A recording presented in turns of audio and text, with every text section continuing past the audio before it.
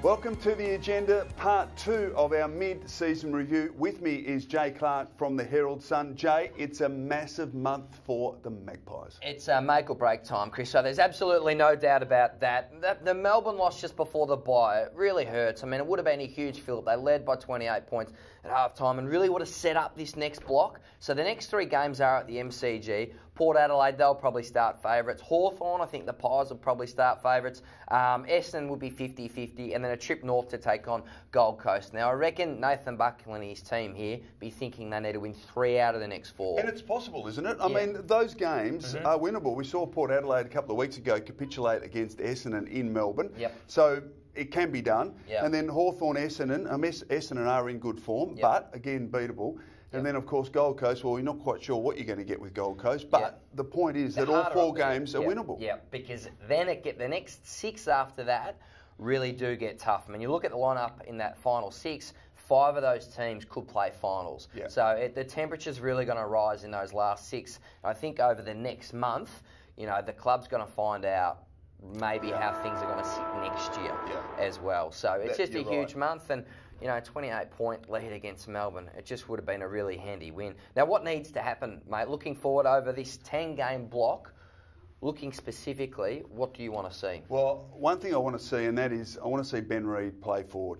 I think what's happened over recent weeks is that the small forward line has worked, but it's almost been out of necessity because there hasn't been a player.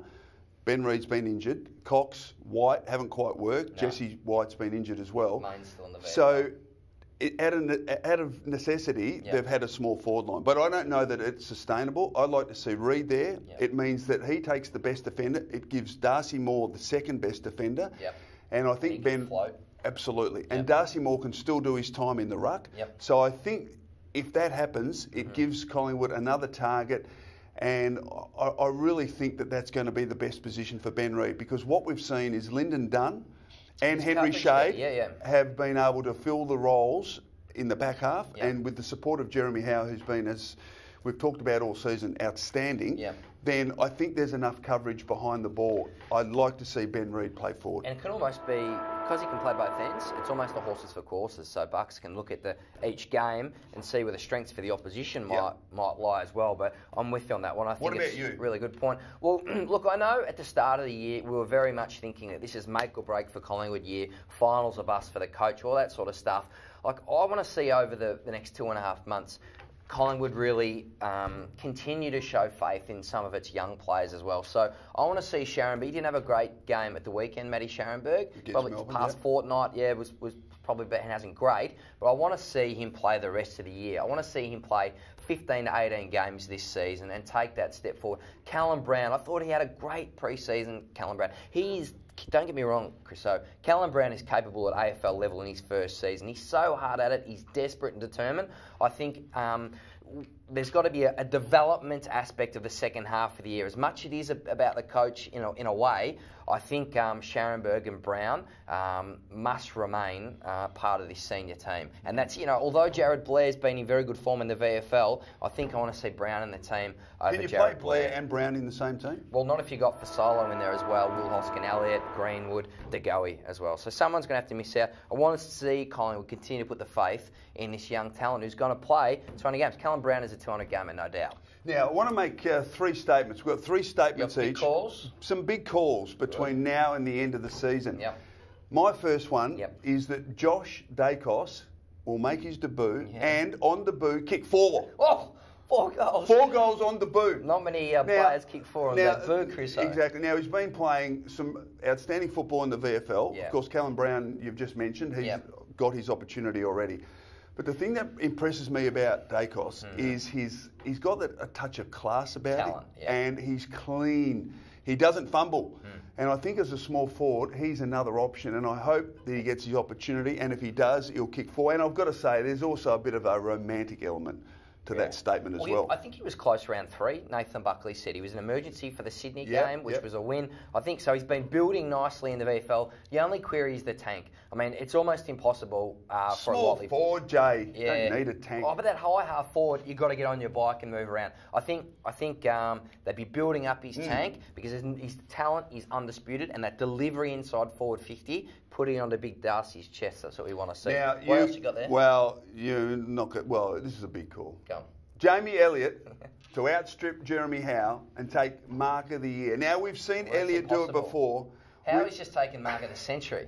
We've seen it before, but I'm waiting, and I'm still waiting. Hopefully he'll be back, if not this week, next week. And I reckon he's got it in him to take an absolute screamer. He's an important player, but he's not beating Howe in the aerial stakes.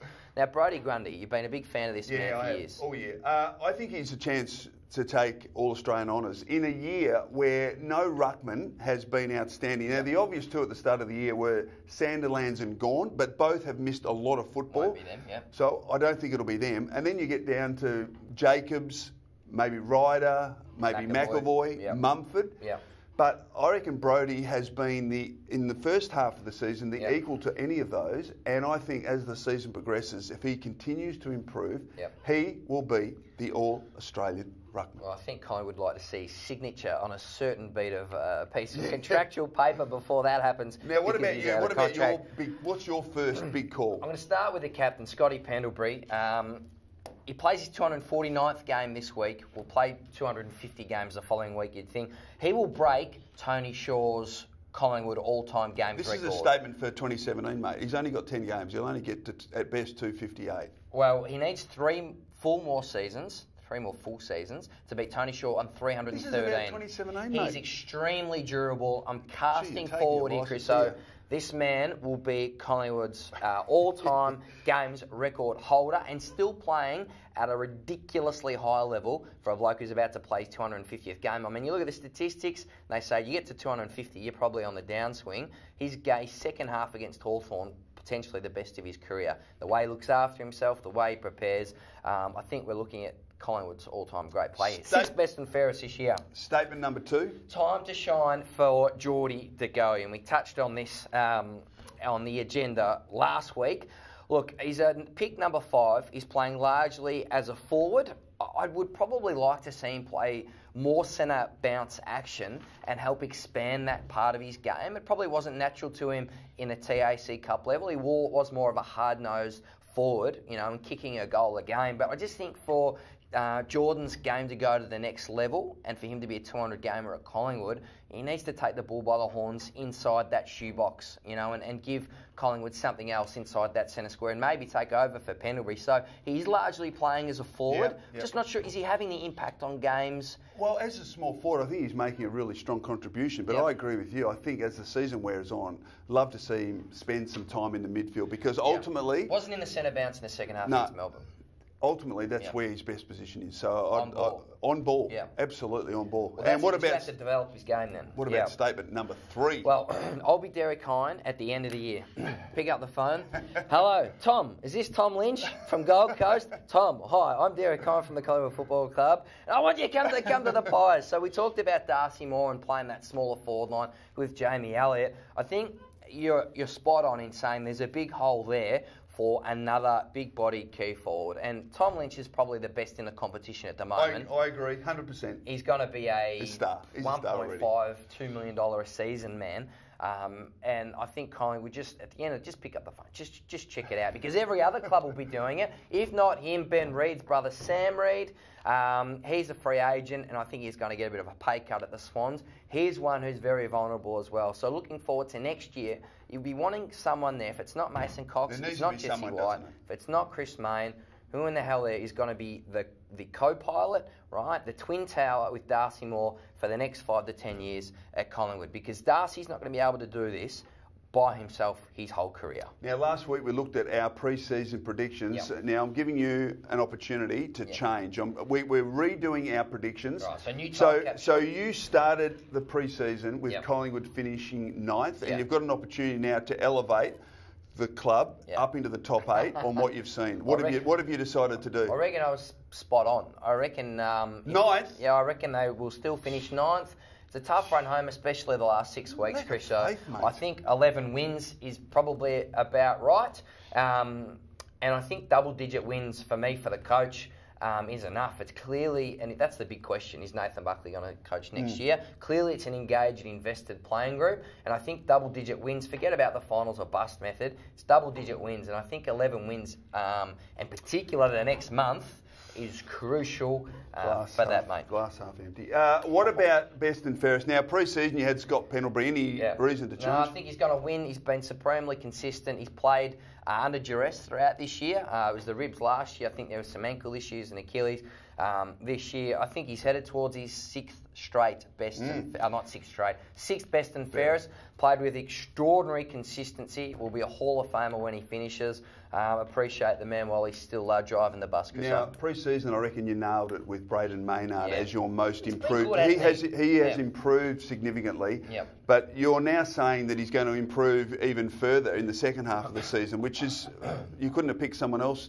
I'm all about a trajectory, Chriso, and he over the first half has gone up, right? He's having a break at the bye, and I think he will continue. He's Luke Coates, he's got the toughness. I think they trust him back there, because you remember at the start of the year, the Pies lost Marley Williams, Frost and Brown. 3 regular senior players out.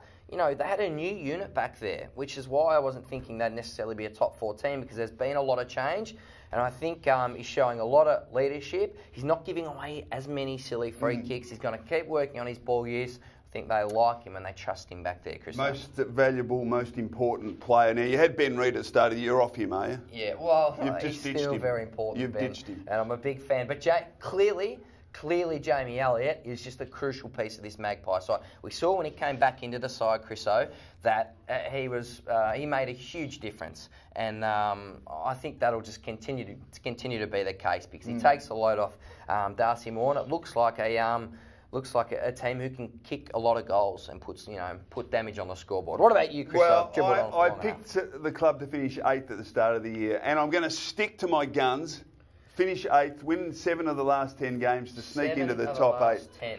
If they do that, Chris, can I stop you for a second? If they do that, then you're thinking they can go all the way. Because just like the Bulldogs last year, if you have the momentum, if you have the momentum, it's going to be an open year. So if they do that, look out. Now, I have had a bit of a rethink. Now, I've been a big Brodie Grundy fan, as you know. Well, you're off him then.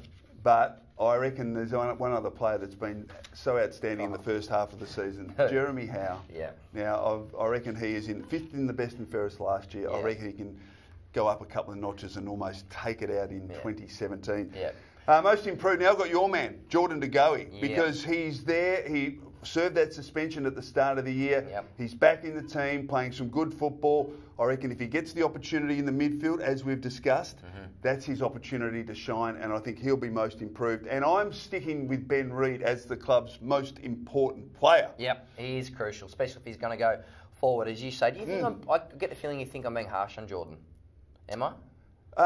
No, I think with the role that he's played, I think he's done well. A couple of times against Melbourne, he had short kicks. Taylor Adams was there, and he went long. Went to do the big thing in the goal square. It didn't work. Sometimes narrow your focus a little bit. Go the easy option. Yeah. Well, it's a big half season for Jordan to go. It's a big half season for the club. 7 out of 10. 7 out of 10. Jay, that's all I've got time for. Big game against Port Adelaide at the MCG on Saturday. Go Pies.